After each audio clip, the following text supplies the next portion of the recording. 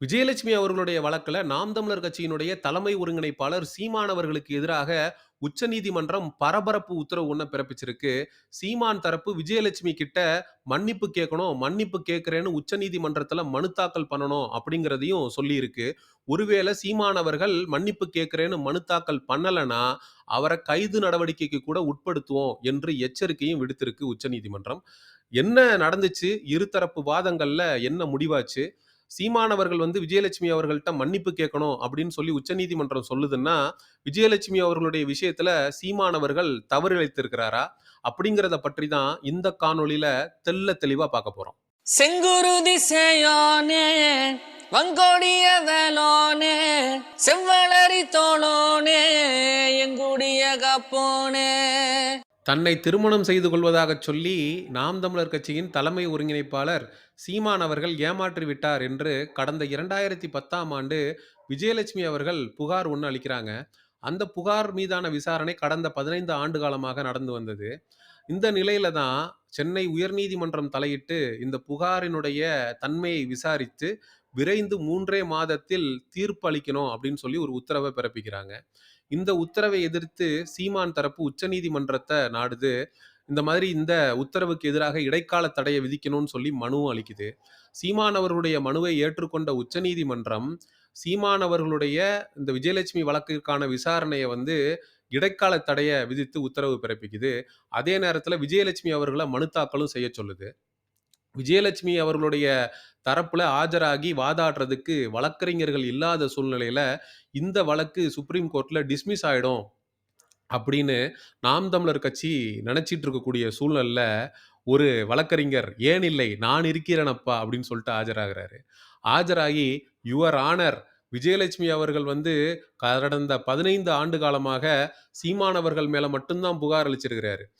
விஜயலட்சுமியால எந்த ஒரு ஆண்களும் ஏமாற்றப்படல, எந்த ஒரு ஆண்களும் பாதிக்கப்படல. குறிப்பாக ஜக்கேஷ், ரவி பிரகாஷ் போன்ற நபர்கள விஜயலட்சுமிக்கு யாருன்னே தெரியாது. விஜயலட்சுமி வந்து கிட்டத்தட்ட ரூ. 3,00,000 பணத்த எந்த மீடியாக்கு முன்னாடியும் வாங்கல. எங்களுடைய கட்சிக்காரர் மிக மிக புனிதமானவர். அவருக்கு எதிராக சீமான் அவர்கள் அவதூறு பரப்பி வருகிறார். பாலியல் தொழிலாளி என்று சொல்லி வருகிறார். ஆகையால் சீமான் அவர்கள் மீது தக்க நடவடிக்கை எடுக்க வேண்டும் யுவர் ஆனர் அப்படின்னு சொல்லிட்டு இந்த வக்கீல் வந்து உச்சநீதிமன்றத்துல பரபரப்பை ஏற்படுத்திட்டாரு. புரட்சியை ஏற்படுத்திட்டாருன்னு சமூக ஊடகங்கள்ல இந்த தாவேகா தற்குறிகளும், இந்த உடன்பிறப்புகளும் உட்காந்துக்கிட்டு முட்டு குடுத்துக்கிட்டு விஜயலட்சுமி தரப்புல வந்து சீமானவர்கள வந்து மிகப்பெரிய அளவுல உச்சநீதிமன்றம் கேள்வி கேட்டுருச்சுன்னு உருட்டிக்கிட்டு இருக்கிறானுங்க. அதாவது உண்மையிலேயே நடந்தது என்ன அப்படின்னா, உச்சநீதிமன்றம் சீமானவர்கள மன்னிப்பு கேட்கிறேன்னு மனு தாக்கல் தான் பண்ண சொல்லியிருக்கே தவிர, உண்மையிலேயே மன்னிப்பு கேட்கச் சொல்லல. அது மட்டுமல்லாமல் சீமானவர்களுடைய விசாரணைய வந்து இடைக்கால தடை விதித்தது செல்லும். இடைக்காலை தடைதான். சீமான வந்து கைது செய்றதோ, விசாரணைக்கு உட்படுத்துறதோ கூடாது அப்படின்னு சொல்லியிருக்கு. ஒருவேள முகாந்திரம் இருக்கு அப்படின்னா, சீமானவர்கள் மீது நடவடிக்கை எடுக்கச் சொல்லி உச்சநீதிமன்றம் உத்தரவு பிறப்பிச்சிருக்கும். முகாந்திரம் இல்ல, அவங்க வந்து பல பேர் மேல இதே மாதிரியான ஃபேக் கம்ப்ளைண்ட்ஸ குடுத்திருக்காங்க அப்படிங்கிறதுனால தான், சீமானவர்கள் வந்து விஜயலட்சுமிக்கு எதிராக ஒரு சில கருத்துக்கள கோவப்பட்டு பேசியிருக்கலாம். அதுக்குத்தான் வந்து உச்சநீதிமன்றம் வந்து மன்னிப்பு கேட்கச் சொல்லி மனு தாக்கல் செய்ய சொல்லியிருக்கே தவிர, நான் தப்பு பண்ணிட்டேன். விஜயலட்சுமிய கல்யாணம் பண்ணிக்கிறேன்னு சொல்லி ஏமாத்திட்டேன். அதுக்காக வந்து நான் மன்னிப்பு கேட்டுக்கிறேன். அப்படின்னு வந்து உச்சநீதிமன்றம் மன்னிப்பு கேட்க சொல்லல. இதுக்கான வித்தியாசத்த போட்டு குழப்பிக்க கூடாது. மன்னிப்பு கேட்க சொன்னதுனாலேயே, சீமான் அவர்கள் வந்து விஜயலட்சுமி விஷயத்துல தப்பு செஞ்சுட்டாரு அப்படின்னு இவனுங்க உருட்டுறதெல்லாம் பச்ச பொய்யி அப்படிங்கிறத நாம் தமிழர் கட்சி தம்பிகள் தெரிஞ்சுக்கணும். சீமான் அவர்கள் மன்னிப்பு கேட்க வேண்டும் அப்படிங்கிற ஒரு லைன எடுத்துக்கிட்டு, இந்த தாவேகா தற்குறிகளும், இந்த திமுக உடன்பிறப்புகளும் சமூக ஊடகங்கள்ல சீமான் அவர்களுக்கு 10 ஆண்டு கடுங்காவல் தண்டனையாவது உச்சநீதிமன்றம் குடுத்துரும் அப்படின்னு சொல்லிட்டு உருட்டிக்கிட்டு இருக்கிறானுங்க. டேய் தற்குறிங்களா! 10 ஆண்டு கடுங்காவல் தண்டனை குடுக்க போற உச்சநீதிமன்றமாடா சீமான கூப்ட்டு, நீங்க மன்னிப்பு கேட்கிறேன்னு சொல்லி மனு தாக்கல் பண்ணுங்கன்னு சொல்லும். அந்த உச்சநீதிமன்றமாடா சீமான் அவர்களுக்கு விசாரணைக்கு வந்து இடைக்கால தடை விதித்தது தான். போலீஸ் வந்து சீமான் அவர்கள விசாரிக்க வேணாம் அப்படின்னு சொல்லும்.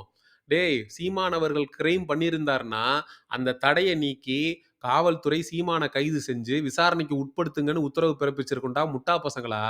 உண்மையிலேயே உச்சநீதிமன்றம் என்ன சொல்ல வருதுன்னா, விஜயலட்சுமியோடு நீங்க சுமூகமான செல்வதற்கான வேலைய பாருங்க. அப்படின்னு சொல்லி சீமான் அவர்கள வலியுறுத்துது. சீமான் அவர்கள வந்து உச்சநீதிமன்றம் தண்டிக்கணும் அப்படின்னு நெனச்சிருந்தா, இப்படியான உத்தரவுகள பிறப்பிச்சிருக்காது. அப்போ மாறாக விஜயலட்சுமி அவர்களுடைய வழக்குல இருந்து சீமான் அவர்கள் மிக விரைவில் வெளிய வந்துருவாரு அப்படிங்கிறது தான் 100க்கு 100 மறுக்க முடியாத உண்மை. இந்த தாவேகா தற்குறிகளுக்கும், உடன்பிறப்புகளுக்கும் புரியிற மாரி ஒரு எடுத்துக்காட்டு சொல்றேன். விஜயலட்சுமி அவர்கள் சீமான் அவர்களால 8 தடவ நான் வந்து கருக்கலைப்பு செஞ்சேன் அப்படிங்கிறாங்க. 8 தடவ கருக்கலைப்பு செஞ்சீங்கன்னா, 8 தடவையும் ஒரே டாக்டர் கிட்ட கருக்கலைப்பு செஞ்சீங்களா? இல்ல 8 தடவையும் 8 வெவ்வேறு டாக்டர்ட்டயும் நீங்க கருக்கலைப்பு செஞ்சீங்களா? அப்படிங்கிற கேள்விய கோர்ட் முன்வைக்கும். நான் டாக்டர்ட்டலாம் கருக்கலைப்பு செய்யலங்க. மாத்திரை போட்டு கருக்கலைப்பு செஞ்சேங்க. அப்படின்னு விஜயலட்சுமி சொல்றாங்கன்னா, அத வந்து ஒரு ஆதாரமாக எடுத்துக் கொள்ளாது கோர்ட்டு. அப்ப சீமான் அவர்கள் விஜயலட்சுமிக்கு எதிராக செஞ்ச பாலியல் குற்றச்சாட்டு என்ன? அப்படிங்கிற கேள்விக்கு விடை தெரியாமயே போயிடும். கோர்ட் சீமான் அவர்களுக்கு ஆதரவாக தீர்ப்ப வழங்கிட்டு போய்க்கிட்டே இருக்கும். ஸோ, கிரைம்ன்றது சீமான் அவர்கள் செய்யல அப்படிங்கிறதுனால தான், விஜயலட்சுமி தரப்புல இருந்து சரியான ஆதாரங்கள் முன்வைக்கப்படாதனால தான், சீமான் அவர்களையும், விஜயலட்சுமி அவர்களையும் நீங்க சுமூகமா போயிருங்க. காம்ப்ரமைஸா போயிருங்க. மன்னிப்பு கேட்டு முடிச்சுக்குங்க அப்படின்னு கோர்ட் சொல்லுதுடா முட்டா பசங்களா. இது புரியாம அண்ணன் சீமான் அவர்கள் 10 வருஷம் உள்ள போயிருவாரு அப்படின்னு சொல்லிட்டு அறவேக்காட்டுத்தனமா பேசிட்டு உட்கார்ந்துருக்கிறானுங்க. நான் எத வேணாலும் மன்னிச்சிருவேன்டா. ஆனா விஜயலட்சுமிக்கு எதிரா சீமான் அவர்கள் வந்து அவதூறு பரப்புறாரு அப்படின்னு கோர்ட்ல விஜயலட்சுமி தரப்பு வழக்கறிஞர் வாதாடினாரு பாரு. அத மட்டும் என்னால மன்னிக்கவே முடியாதுடா. ஒவ்வொரு தடவையும் அங்க கர்நாடகால உட்கார்ந்துகிட்டு அண்ணன் சீமான் அவர்கள் குறித்து அவதூறா, கேவலமா, தரைக்குறைவா சீமான் அவர்கள பத்தி பேசி சமூக ஊடகங்கள்ல வீடியோ வெளியிடுறது யாரு? இந்த விஜயலட்சுமி தான் பாரு. அண்ணன் சீமான் அவர்கள உட்கார்ந்துகிட்டு விஜயலட்சுமிக்கு எதிரா உட்கார்ந்துகிட்டு அவதூறு பரப்பிட்டு வீடியோ போட்டு உட்கார்ந்துருக்கிறாரு. அண்ணன் சீமான் அவர்கள் நினைச்சிருந்தா, நாம் தமிழர் கட்சி தம்பிகள வச்சு, இதே விஜயலட்சுமிக்கு எதிராக கேவலமாக அவதூற வந்து 100 மடங்கு அவதூற அவரால பரப்பியிருக்க முடியும். ஆனா கடந்து போங்க, இதெல்லாம் வந்து பொருட்படுத்தாதீங்க அப்படின்னு சொல்லி, நாம் தமிழர் கட்சி தம்பிகள விஜயலட்சுமிக்கு எதிராக திருப்பாம, இப்ப வரைக்கும் கண்ணியமான விமர்சனங்கள மட்டும் தான் விஜயலட்சுமிக்கு எதிராக நாம் தமிழர் கட்சி தம்பிகள் வச்சுக்கிட்டு வர்றோம்.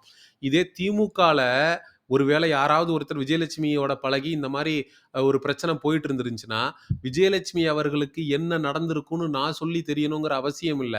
நாம் தமிழர் கட்சி தம்பிகள் அந்த விதத்தில கண்ணியத்தோட செயல்படுறாங்க. சரியான உண்மையான விமர்சனங்கள வந்து விஜயலட்சுமி அவர்களுக்கு எதிராக முன்வைக்கிறாங்க. விஜயலட்சுமி அவர்கள் அண்ணன் சீமான் அவர்களோட சேர்த்து கிட்டத்தட்ட 5 நபர்கள் மீது கம்ப்ளைண்ட் குடுத்திருக்கிறாங்க. 2005ல தொடங்கி 2021 வரைக்கும் 5 நபர்கள் மீது சீமான் அவர்கள் உட்பட இந்த 5 புகார்களுமே நிரூபிக்கப்படாதவை. அவதூறு புகார்கள். ஒண்ணு கூட நிரூபிக்கப்படல. அந்த உண்மைய தான் மக்களுக்கு முன்னாடி நாம் தமிழர் கட்சி தம்பிகள் எடுத்து வச்சுக்கிட்டு வர்றோம். விஜயலட்சுமி அவர்களுடைய வழக்குல அண்ணன் சீமான் அவர்களுக்கு ஆதரவாக உத்தரவு வரப்போறது, தீர்ப்பு வரப்போறது உறுதி என்று சொல்லி இந்த காணொளிய முடிக்கிறேன். நாம் தமிழர் கட்சி தம்பிகள் இந்த அவதூறு பரப்பக்கூடிய அயோக்கியர்களுடைய கண்ணுல இந்த காணொளிய கொண்டு சேர்க்க வேண்டியது உங்களுடைய கடமை அப்படிங்கிறதையும் சொல்லிக்கிறேன். அடுத்த ஒரு காணொளியில் சந்திப்போம். நன்றி. வணக்கம். செங்குருதி சேயோனே வங்கோடிய வேலோனே செவ்வளரி தோளோனே எங்குடிய காப்போனே